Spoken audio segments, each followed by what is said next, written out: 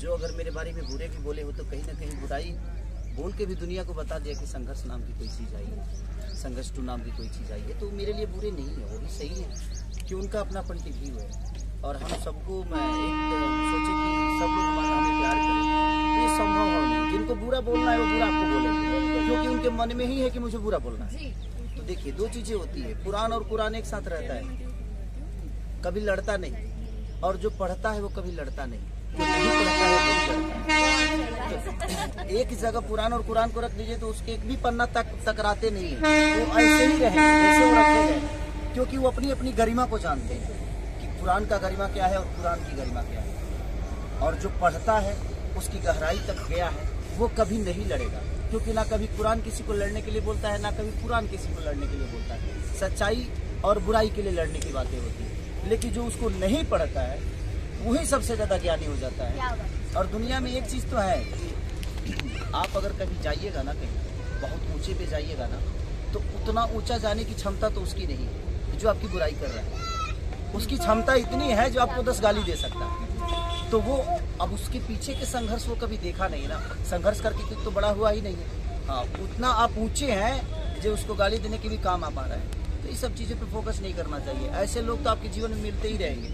ऐसा थोड़ी है यहाँ पे अगर ऐसी झोपड़ी है तो इसी बगल में एक अलग कलर की झोपड़ियाँ हैं, जबकि दोनों झोपड़ी ही है, लेकिन सबके कलर अलग अलग हैं, सबके बनाने के तरीका अलग अलग है। तो आप किसी झोपड़ी को गलत नहीं बोल सकते हैं। लेकिन हाँ, एक चीज़ है कि अगर आपके मन में अच्छाई है तो आप किसी के लिए बुरा नहीं बोल सकते, हमेशा आप अच्छा ही बोलोगे। तो आप मान लीजिए कि वो दिल से भी बुरा है और नियत से भी बुरा है, और उसका कभी भला हो नहीं सकता, क्योंकि वो दूसरों के लिए जब अच्छा नहीं सोच सकता है तो उसके लिए कौन अच्छा सोचेगा।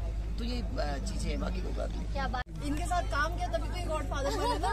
कैसा लगता है? देखिए, गॉडफादर का मतलब होता है पिता, मतलब साया, और गॉडफादर मतलब होता है कि जो अपना नहीं है, भगवान है, और वो मतलब हमें हर हाल में हमारा साया बना है। सर के लिए मैं इसलिए बोलती हूँ गॉडफादर, अभी बहुत लोग बहुत सारी चीज़ें बोलते हैं, पर सर के लिए मैं इसलिए गॉडफादर ये शब्द इस्तेमाल करती हूँ। ये बहुत बड़ा मतलब है इसका। वो इसलिए है कि मैंने बहुत मेहनत की।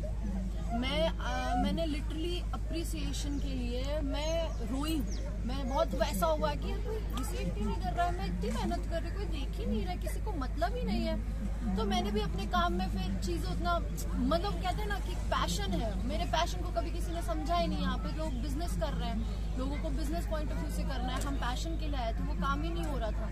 तो हम भी काम कर रहे थे, लेकिन फिर सर से मिले तो सर में वो जज्बा देखा। मैं हीरो सारी और एक दो को छोड़ करके सबके साथ ही काम किया मैंने, पर मैंने सब में, अब बाकियों को बुरा नहीं लगना चाहिए, प्लीज आप लोग बुरा मत मानना, पर ये आपको सीखना चाहिए सर से कि देखिए, किसी से सीखना, किसी से कुछ सीखना ये बुरी बात नहीं। मैं भी सीखती हूँ सर से, बहुत सारी रोज चीजें सीखती हूँ, और मुझे लगता है सुबह में सीखती हूँ, शाम में भूल जाती हूँ, और गुस्सा भी होती हूँ कि मैं कुछ सीख नहीं पा रही, बट सीखती हूँ।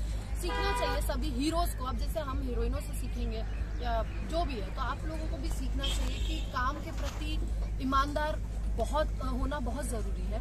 और सबसे बड़ी बात ये, हमारी रोजी रोटी सभी बोल रहे हैं जैसे, तो हमें अपनी इंडस्ट्री को बड़ा करने के लिए हमने क्या किया?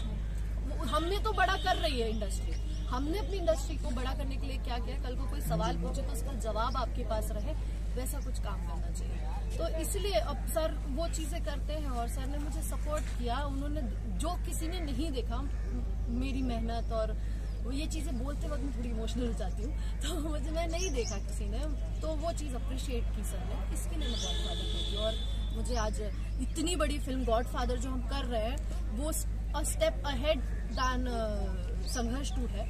ऑब्वियस सी बात है, हर इंसान को अपने पिछले काम से ज़्यादा अच्छा काम करना चाहिए, और बहुत अच्छी फिल्म है ये। मैं ऐसे एक नॉर्मल सी चीज़ कहूँ तो ज़िंदगी है, बस जो हर इंसान की ज़िंदगी होती है, ज़िंदगी है, बस किसी की ज़िंदगी में उतार चढ़ाव ज़्यादा होते हैं, किसी में कम होते हैं, तो पूरी ज़िंदगी की कहानी है, इसलिए हम जवान से बुढ़ा गए हैं यहाँ। क्या बात है भैया, ज्यादा देर में धूप बहुत लग रही है, बहुत देर से खड़े हैं, तो thank you so much sir. और यही हमारे विषय की जैसा, तो thank you so much sir, आप लोगों ने अपना टाइम दिया सेट से निकल के यहाँ पर इतनी धूप में। हम और भी सब लोगों से मिलेंगे और आपको मिलाते रहेंगे। Thank you sir.